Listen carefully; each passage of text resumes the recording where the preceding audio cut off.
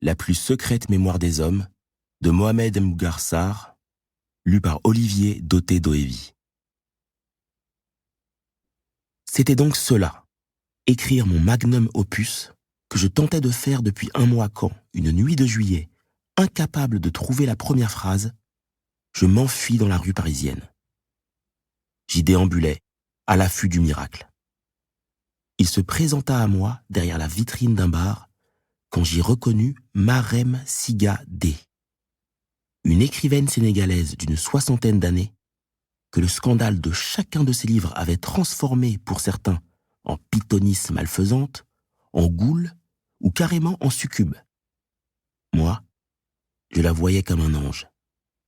L'ange noir de la littérature sénégalaise, sans qui cette dernière serait un mortel cloaque d'ennui ou barbotte, semblable à des étrons mous.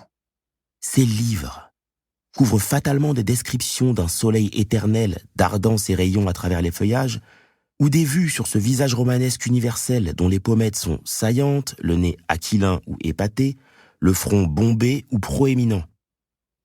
Siga D sauvait la récente production littéraire sénégalaise de l'embaumement pestilentiel des clichés et des phrases exsangues, dévitalisées comme de vieilles dents pourries. Elle avait quitté le Sénégal pour écrire d'ailleurs une œuvre dont la seule obscénité était d'être radicalement honnête. Cela lui avait valu un certain culte et quelques procès auxquels elle se rendait toujours sans avocat. Elle les perdait souvent.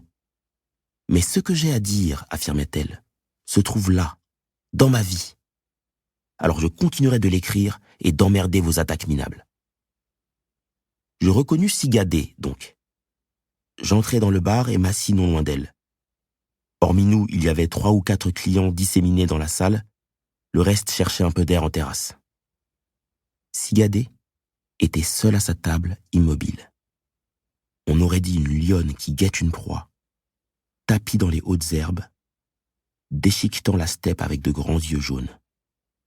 La froideur apparente de son attitude jurait avec le feu de son œuvre dont le souvenir, pages somptueuses et péléennes, pages de silex et de diamants, me fit douter un temps que ce fût cette femme si impassible qui les avait écrites. À ce moment précis, Siga D agita le bras pour relever la manche de son grand boubou. Par le bâillement de l'habit alors, quelques secondes, j'entreaperçus ses seins. Ils se profilaient comme au bout d'un tunnel ou d'un couloir d'attente. Le couloir d'attente du désir.